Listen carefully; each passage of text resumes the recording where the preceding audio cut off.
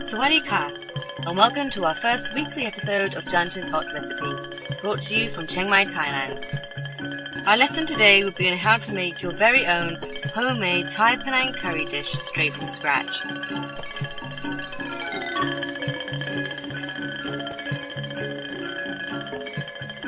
In order to make your very own homemade Panang curry, you will first need to know how to make the Panang curry paste and what ingredients are needed in doing so. Firstly, you will need 1 tablespoon of chili powder, 2 tablespoons of chopped shallot onions,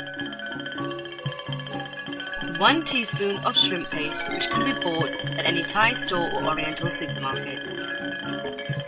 Finally, 2 tablespoons of chopped garlic.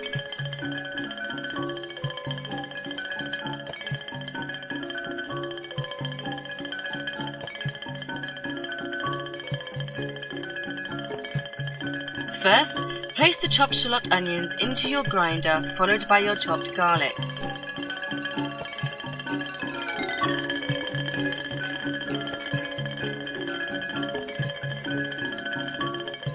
Grind them both together firmly and carefully, using strong, forceful, yet short hammering movements to avoid any mess or splashes. This would be easier to avoid when using a blender. Hammer and grind the 2 ingredients together until it becomes somewhat of a slushy paste. Next, add the chili powder followed by the shrimp paste.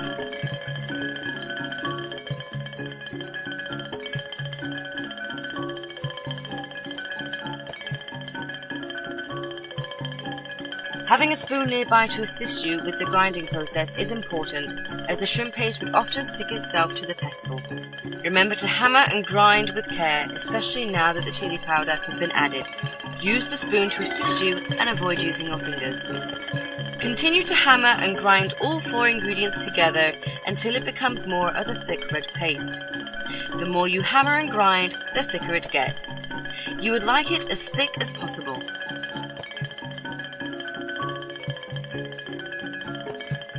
Now that you have your own curry paste, you would first need to collect together the ingredients needed for the Panang curry dish itself. The ingredients you will need are 1 tablespoon of cooking oil, 500 grams of thin sliced pork or any other forms of meat, such as chicken, beef or fish. Use whatever meat you would prefer in your curry. We used roughly over a pound of meat in this video, as it is catered for a family of 4. 1 tablespoon of fish sauce, 1½ teaspoons of sugar, 3 finely chopped lime leaves, 500 milliliters of coconut milk or less, depending on how large or creamy you want your dish servings to be, 2 thin sliced chilies, 1 green and 1 red for spice and decoration. And finally, a cup of hand-picked aniseed leaves. To make your final completed dish, you would first need to fry your homemade curry paste, which you already have prepared earlier. Fry this in a pan or wok using the 1 tablespoon of cooking oil from your ingredient list. Lightly fry the paste until it becomes loosened and then add the meat.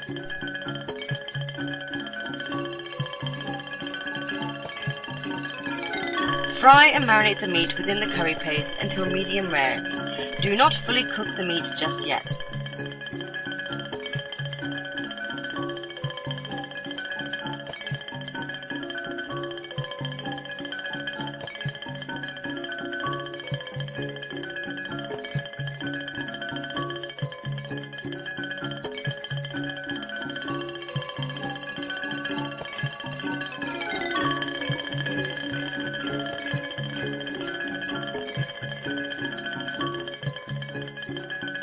When the pan becomes dry, add a little bit of the coconut milk, around 1 or 2 cups to loosen the meat up and spread the flavors and spices.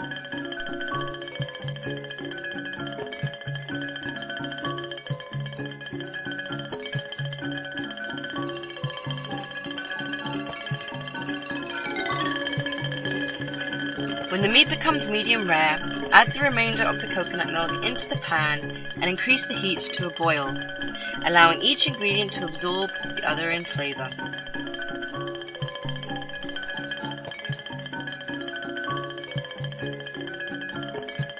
Allow your curry to boil for a few minutes until there's only a little bit of pink left in your meat.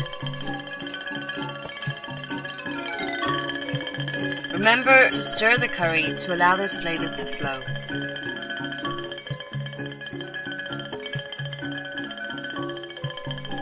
Before your meat is fully cooked, add the 1½ teaspoons of sugar.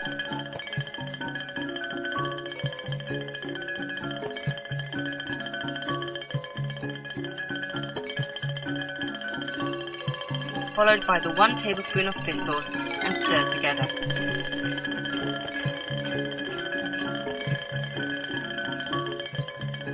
Next, add your 2 thin sliced chilies.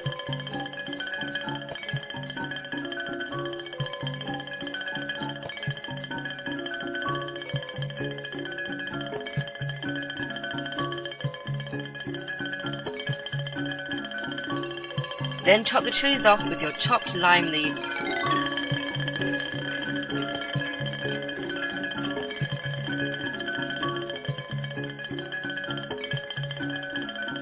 Followed by a handful of aniseed leaves.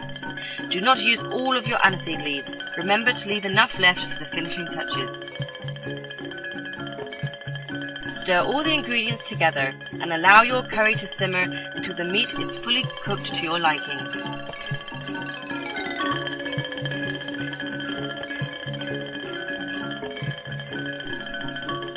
Once satisfied, your curry is now ready to be dished up and served.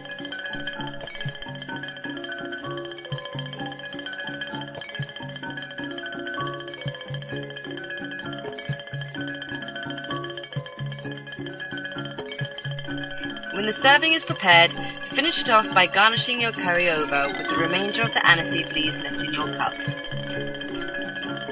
And there you have it, your very own homemade Thai Panang curry.